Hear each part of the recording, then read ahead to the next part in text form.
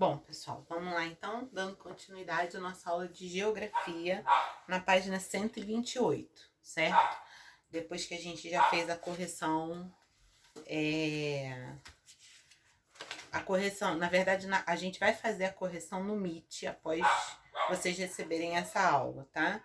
A gente vai fazer a correção anterior no Meet porque precisa da opinião de vocês, não tem um gabarito fixo, então a gente vai fazer no Meet. Vamos lá então. Manifestações culturais, falando sobre arquitetura. É um texto. Então, como eu sempre digo para vocês, o texto ele tem que ser lido várias vezes.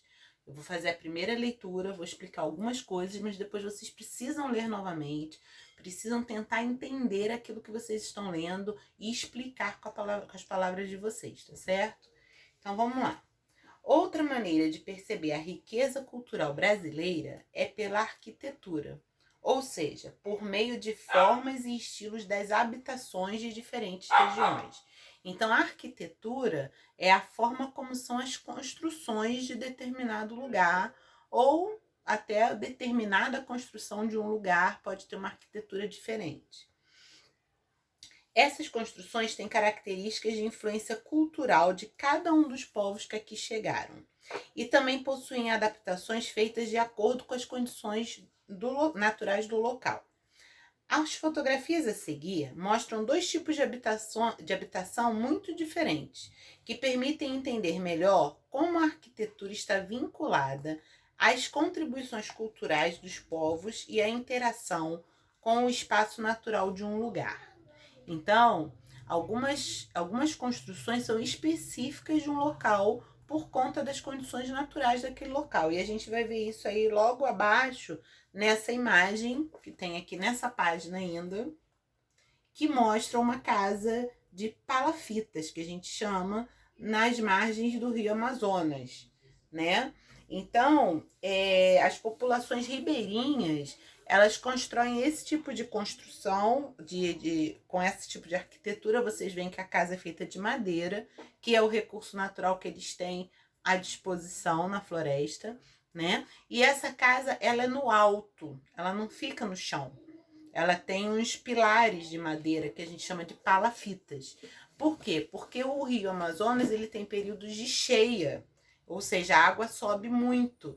Se a casa for feita no nível do chão, a água vai alagar a casa na cheia do rio. Então, eles já sabem mais ou menos quanto o rio sobe naquele lugar, fazem a casa naquela altura. Quando o rio sobe, a água chega no limite ali. Quando o rio desce, eles têm um pedaço maior de terra, inclusive muito útil para a agricultura, porque é uma terra muito rica em matéria orgânica, né? Então, vamos lá.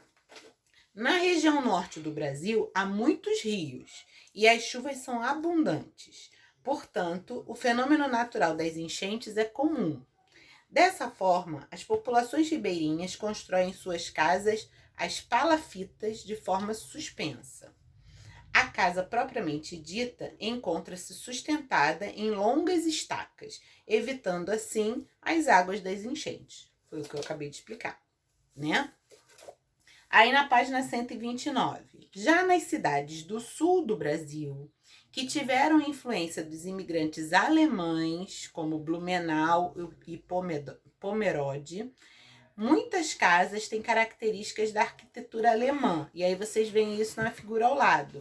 São essas casinhas coloniais, né? Entre os elementos que se destacam nessas casas está um telhado muito inclinado. Na Alemanha, esse tipo de telhado é muito útil, pois evita o acúmulo de neve, assim mantendo a casa sem risco de desmoronamento durante o inverno. Aqui não tem a neve, mas teve a influência dos alemães nessa região, tá? Além disso, as estacas de madeira nas paredes oferecem resistência à força dos ventos. Já no sul do Brasil, onde as nevascas são raras e fracas, o telhado inclinado e as estacas de madeira não têm tanta função prática, mas culturalmente é representativo de uma tradição importante para os imigrantes. Então, a função original dessa arquitetura lá na Alemanha não é exercida aqui no Brasil, porque a gente não tem esse tipo de clima. Mas esse tipo de arquitetura no sul do Brasil marca a presença da colonização alemã naquela região, certo? Dos imigrantes alemães. Então vamos lá. Outro exemplo arquitetônico muito representativo da cultura de um povo são as habitações dos povos indígenas. Em geral, as casas são feitas a partir do aproveitamento dos recursos naturais existentes na região, como as folhagens, a argila, a palha e as madeiras. As casas podem parecer simples, mas é importante lembrar que muitos povos indígenas vivem na condição de seminômades. Por isso, não faz sentido construir grandes e complexas habitações, porque se mudam com alguma frequência. Então, a gente já falou sobre isso, que algumas tribos ainda vivem dessa forma, seminômades. Eles ficam durante um tempo num lugar, depois eles se mudam. E aí não adianta fazer uma casa muito elaborada se eles vão abandonar essa casa, certo? É importante observar também a localização das habitações indígenas, quase sempre próximas aos rios, que a gente já fala há muito tempo, né? Da necessidade da presença da água. Afinal, o curso da água é fundamental aos povos nativos, seja como local de pesca, seja como meio de transporte, e até mesmo para a vida diária, para cozinhar, para se banhar.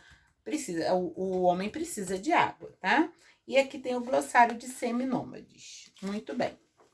Continuando. Na página 130, outro exemplo de diversidade cultural e da influência dos imigrantes pode ser encontrada na paisagem arquitetônica das cidades históricas de Ouro Preto, em Minas Gerais. Ouro Preto, em Minas Gerais, é a antiga é a antiga Vila Rica, que foi a primeira comunidade urbana construída no Brasil colônia por conta da exploração do ouro. Hoje ela é chamada de Ouro Preto, tá? Ao observarmos a paisagem arquitetônica dessa cidade, visualizamos a influência portuguesa. As casas possuem um estilo bastante similar aos que existiam em Portugal na mesma época, o período colonial entre os anos 1500 e 1822. Além disso, a grande presença de igrejas na paisagem evidencia a forte influência do catolicismo relacionado à cultura introduzida pelo colonizador europeu. E lá, tanto Ouro Preto, como Tiradentes, como Mariana, cidades próximas a essa região ali em Minas Gerais, têm essa característica de casas com características portuguesas, tá? Aí vocês vão fazer a número 5, a número 6, a número 7. E a gente vai para o texto de manifestações culturais, ok? Expressões artísticas. Então, a gente estava falando de manifestações culturais, arquitetura. Agora a gente vai falar de expressões artísticas, certo? As manifestações artísticas ao longo do território brasileiro também revelam as condições de pluralismo cultural. A gente já falou sobre isso, cidade plural, muitas características, né, da nação brasileira. Por pluralismo cultural, vocês podem até marcar, devemos entender diversidade. A gente falou já bastante. Ou seja, existem diversas culturas artísticas dentro do país. A música e a dança são dois campos nos quais a diversidade cultural se manifesta de maneira mais vivaz. A maior parte dos estilos populares de música e dança brasileiras é resultado das influências de diversos gêneros oriundos de vários lugares do mundo. O frevo, originado em Pernambuco e muito popular por lá, por exemplo, resultou da combinação de ritmos africanos, europeus e da capoeira, sendo esta última um misto de arte marcial, dança e música. A capoeira é genuinamente nacional, criada e difundida pelos africanos escravizados, ex-escravizados e seus descendentes. O samba também é resultado de combinações de diferentes culturas ligadas aos povos que vieram da África. Já o vaneirão, estilo muito comum no Rio Grande do Sul, é resultado de uma mistura de culturas apesar de sua origem alemã, incorporou alimentos de outros gêneros como o tango argentino, o samba e ritmos carimbenhos, sobretudo cubanos. No sul do Brasil, ainda existem diversos outros tipos de música e danças bem típicos da região, muitos deles com influência histórica da migração de europeus ou mesmo de povos vizinhos, como argentinos e os uruguaios. Aí vocês vão responder da 8 até a 11. No Entre em Ação, ele pede para vocês acessarem um site, Território do Brincar. E vocês vão ver uma lista de brincadeiras típicas do Brasil. Ele pede para você explorar o site, ver como os brinquedos são construídos de forma simples, aproveitando recursos naturais disponíveis no local. E depois responder as questões a seguir. Esse trabalho da página 133 vai ser um trabalho pontuado. Então, vocês vão fazer essa pesquisa no site, responder essas perguntas e me enviar pelo e-mail, porque vai valer ponto para geografia. Combinado? Então, é isso. Um beijo e até a próxima aula.